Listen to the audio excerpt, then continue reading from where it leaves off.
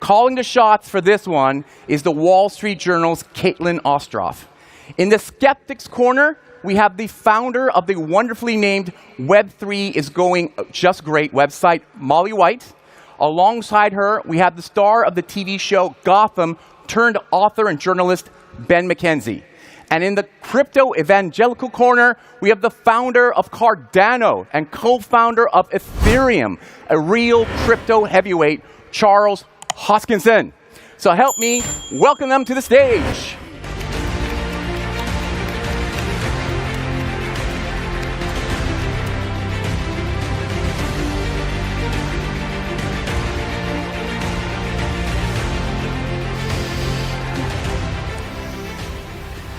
I feel like we should have a boxing ring rather than a couple of chairs. Yeah, absolutely.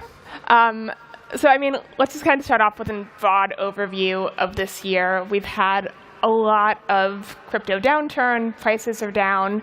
Terra Luna, 3AC, Celsius. I mean, just starting off, Ben, I'm curious, you've been walking around this conference for the last couple of days. Is the crypto hype still there, or has it fizzled? Well, I think crypto's looking for a new story to tell. A lot of the stories that it has been telling haven't come to fruition. These currencies are not really currencies economically. My degree's in economics. They're not a medium of exchange, a unit of account, or store of value. So they're rather investments of money in a common enterprise with the expectation of profit to be derived from the efforts of others. So they're securities. They're unregistered and licensed securities that are being sold to the general public. So we've experienced this about 100 years ago, prior to having securities laws. And now we're sort of reliving it 100 years later. So I think that, the air has come out of the bubble thus far, a lot of it, right? 2 trillion sort of vanished in about 6 months. But where we go next, I think, hasn't been determined yet. I think there's a lot of sort of dust to settle. Charles, you were coughing. You want a rebuttal? It's absolutely bizarre to call a protocol where the founders could disappear like Satoshi and say it's a security. I mean, what policy consideration is achieved with this? And you can create currencies with these things. That's what El Salvador is attempting to do. You can construct something that is a means of exchange and has stable value. It's a derivative of basically a digital commodity. Now, you can certainly make anything you want as security. You can make oil as security if you want to. So I tend to take a more nuanced view of this industry, and I think we've achieved great things. We've gone from nobody to 300 million people worldwide, according to Broadridge, who are cryptocurrency users who have done something with a cryptocurrency. Thousands of companies have been formed. Publicly traded companies have been formed that are listed on exchanges, like Coinbase, for example. And we've inspired an entire generation of people to reimagine how money works, to reimagine how finance works. Because let's be honest here, the financial industry fucks people. 3 billion people are underbanked or unbanked. Billions of people don't have economic identity. There's inequality everywhere you look. It's hard to get a loan. In Africa, 85% interest rates for microfinance. These are the problems the legacy industry gave us. We didn't just wake up one day and said, let's replace a perfectly good system. Crypto was born from 2008. And they promised us they were going to fix everything. And the solution was to make too big to fail bigger.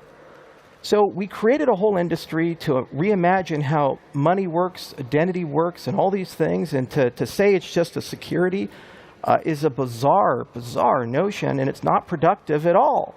I mean, I think the jury's still out on some of the actual classifications of these crypto assets. I mean, there's... I'd love to just rebut that then just I want for to a go to second. Molly. I don't know, Charles, have you had the opportunity to go to El Salvador? I actually met President Bukele in person. Yeah, so I went to San Salvador. Yeah, so I did too. And as you know, people really aren't using it as a currency there. Because it's a digital commodity, and you can use it to make a currency. Okay. Okay. And it's a bi-monetary system. We have them everywhere. Argentina does it. They have the dollar as a store of value, and then they use the peso to spend. It's perfectly reasonable to do that. Well, I have to say that the fact that it's not being used in the one country that's trying to use it as a currency, to me, speaks volumes. Did America use its gold reserves as a transactional currency under Bretton Woods? I really don't think that's a fair, comparison. It's digital gold. That's what they're using it for. Except it's also lost half its value since Bukele Sure. introduced it as a store of value. And he introduced it as a currency, but it's not being used as one, and it doesn't work well as one. It's because it's a digital gold. It's a reserve the country's adopting. They're still dollarized, and they're still basically under U.S. jurisdiction. Guys, it's 13 years in. We just got started. And what makes this space magical is everybody is trying to do new things. And lots of it fails. VC, 90% of the time stuff fails. You talk about markets going down. Stock market's down $9 trillion this year. Inflation is at 8.5%. The U.S. debt is over $30 trillion. This is the system we have today. And they say, don't worry about it. We'll make it better. Just trust us. Everything will be great. I remember when I went to college, it was $4.5 trillion in the national debt. Now it's 30. When does it stop? And when does the monetary collapse happen? So I want to pivot slightly. We've also had a lot of crypto hacks that have happened this year. Yeah. And you can argue that that's a byproduct of innovation within the industry. But Molly, I want to turn to you because this is something you track very closely. Are the hacks that we've seen this year, in the last couple of years, but especially this year, do you think that that is actually posing a barrier to broader crypto adoption, or is that just a growing pain? No, it's absolutely a barrier. I mean, there have been some enormous hacks in the crypto industry. I mean, hundreds of millions of dollars repeatedly, to the point that it doesn't surprise me anymore. I'm like, oh, only 100 million? It's incredible. And the fact that normal people are being told to put their money into these projects and then basically have to rely on the goodwill of the projects to maybe compensate them if there's a hack, if they're able.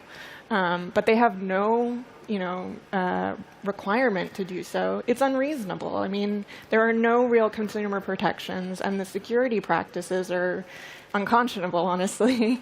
So, I don't understand how an industry like this can say, I meet crypto founders and people who are in the crypto industry, and widely people in the industry will say things like, well, yeah, 80% of it's a scam, 90% of it's a scam, but there's real stuff in there. And how can an industry accept that as okay and normal and healthy? And how can an industry encourage average people who don't have money they can stand to lose to become involved in something like this without, any sort of protection? I mean, Charles, do you think that the hacks are a barrier to crypto's broader acceptance? I've been a harsh critic of the software standards in the industry. The reason we created Cardano, in part, was to put evidence behind protocol design. We've written 150 plus peer-reviewed papers out of institutions like University of Edinburgh, Stanford, and other places. And we've been running for 1,200 plus days, 24/7 uptime, not a single hack. So you can write software well, but you have to use techniques like formal methods for it. And unfortunately, the incentives in the industry are aligned right now to write software poorly and get it quickly to market. This is not a new phenomena that's unique to cryptocurrency. We see it all the time in Silicon Valley. We see even Boeing doing it. It was a 737 MAX, and a lot of people died because of that.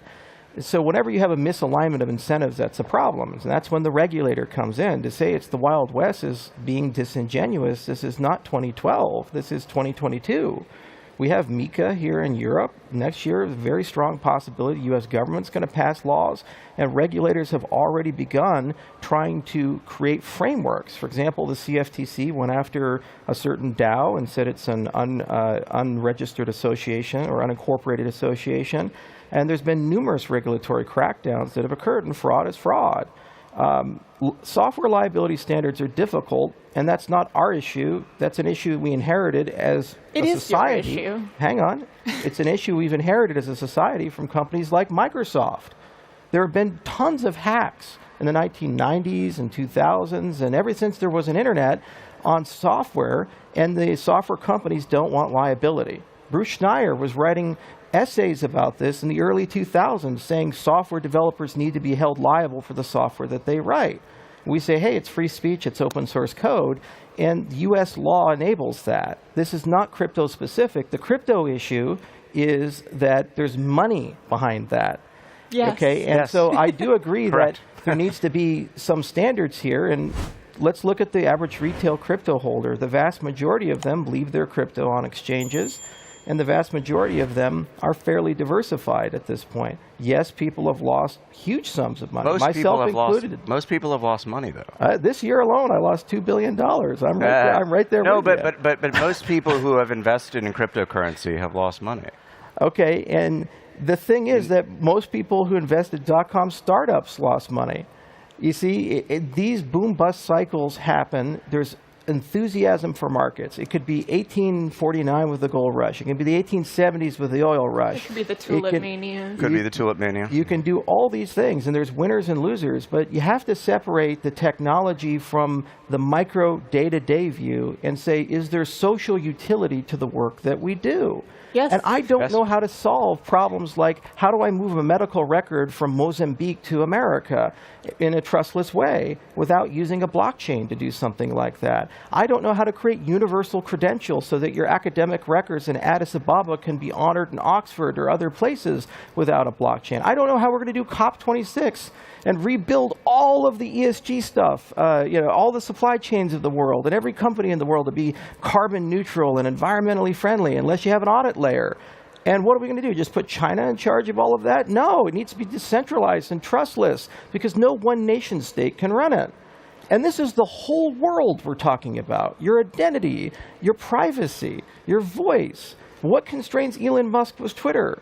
If it's a protocol, it would constrain him. Other than that, you just have to trust him. The same for Mark Zuckerberg with Meta. And that's the point of crypto, and that's what we're building. There's going to be tons of broken plates along the way, and nobody seemed to complain too much about pets.com. Yeah, the broken plates are the people. The broken plates are the tens of millions of Americans alone who have lost money. Okay, and they weren't involved in that? They didn't consent to that? Somebody put a gun to their head? No, what I'm saying is they made a decision. And the thing about crypto is it gives you freedom, personal accountability. But with no disclosure, sir. With all due respect, securities laws are predicated on disclosure. When you invest money, you need to know who the hell you're giving your money to and what the hell they're doing with it. Now, is our regulated financial system good? No, I agree with you. But you're shifting, each time we ask you questions about the industry, you're shifting the blame to other places, right? It's all of the problems with regulated financial. In this industry. But we agree. So good. So good. So let's address those because we're not here. We're not bankers, sir. We are. We are simply. I'm a journalist. You're. I don't even know how you classify yourself, but we're here just trying to have an honest conversation about the fact that. So hang on, you think securities disclosures are somehow going to solve all the issues? I think it's important to realize that we agree that there are issues in the financial system, in the legal structure around the financial system, but pointing to something and saying, this is different, we should do this, you can't assume that because something is different, it's better. It's possible for something to be different and also worse. And people are being taken for a ride in crypto with the promise that this is going to be the new financial system and this is going to free people from the, big banks that are ruining their lives. And so far, crypto is ruining people's lives. Okay, I want to stop there before blood is actually drawn. But I want to shift a little bit to some of the NFT craze because that's been another component of the last year and a half, 2 years. There's obviously been a lot of celebrity endorsements that are still continuing to happen of NFTs and a lot of issuance on that landscape. I mean, why do you think that all of these celebrities and a bunch of very prominent people have interest in the crypto space? What is the motivation there? Money. The motivation is money, real money. They got paid real money to hawk a product. They were I can't speak to their motivations, across the board, of course, or how their familiarity with blockchain technology. But my guess is that most celebrities got a call from their agent and they said, hey, you can get paid X dollars to do almost nothing. And celebrities said, tell me more. You don't think there's an actual, I guess, creator fan base kind of application to that? I mean, I think, I think that a lot of people are hoping there will be, and maybe there will be, but right now I think it's, it's collapsed in that, what is it, 99%? There's just a heated debate whether the NFT market has collapsed 97% or 99%. So I will leave that unanswered, but regardless, it's down significantly. And I economically, that looks like sort of the most speculative thing of a already speculative thing has fallen the fastest as the price of money has gone up. I mean, one of the things that's interesting that I actually agree with Charles on is that, we have created this easy money system. That's the title of our book, so I am shilling this book. We have created easy money, and in those times historically where credit is sort of easily, money is readily available, people gamble with it, I mean, historically. And so I think that's what we're seeing, and NFTs, I think, are a good example of that. We're getting toward the end of the time, but I want to just kind of quickly go around.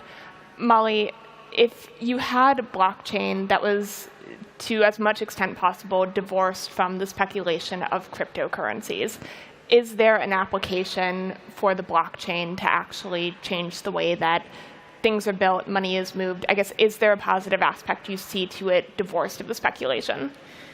Yeah, I get asked that kind of a lot, and it's an interesting question because it's kind of like asking, well, if fossil fuels had no emissions, would you find, them useful, and should we stick to using them? And it's like, well, maybe, if pigs could fly, that'd be cool too, but, when you can't actually take something away from its fundamental properties, it's sort of not a useful question, in my opinion. I think there are positive things about blockchain technology, interesting things about the technology, but you also really have to consider the full picture and the negatives of it, the industry and how it is preying on people, and the damage that it's really doing, and sort of look at it from the full picture rather than saying, well, if we solve these problems, this long list of problems that has no real promising solutions, then yeah, sure, it'd be great. If we can solve all the unsolvable problems, then absolutely. So protocols or companies, those are your two options. The world either runs on those.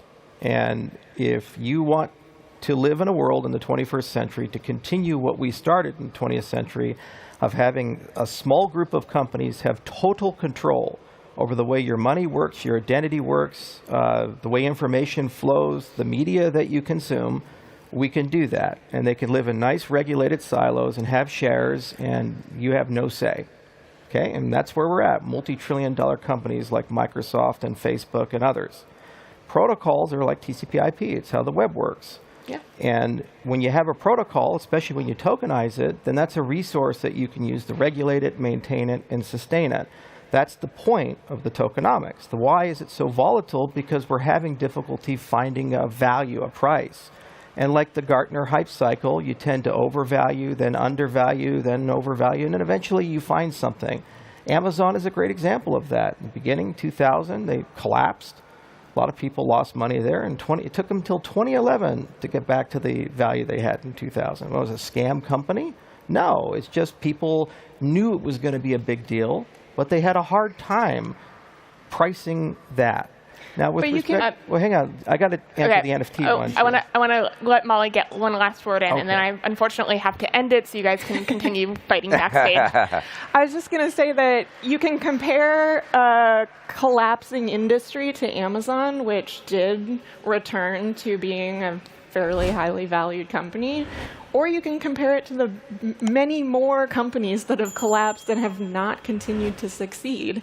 It's like people saying, oh, well, it's the early internet. That's going based on the assumption that blockchain is equally as revolutionary as the internet, which is something that you have to really prove. You can't just say that about any technology. We have. All right. I have to cut it off there, or they're going to wind up yelling at me, and that was bad for me. Thank you guys so much for watching everyone's par. Thank you guys for taking each other on, and it's been a pleasure being with you. Thank you. Thank you, everybody. Thank you. Thank you.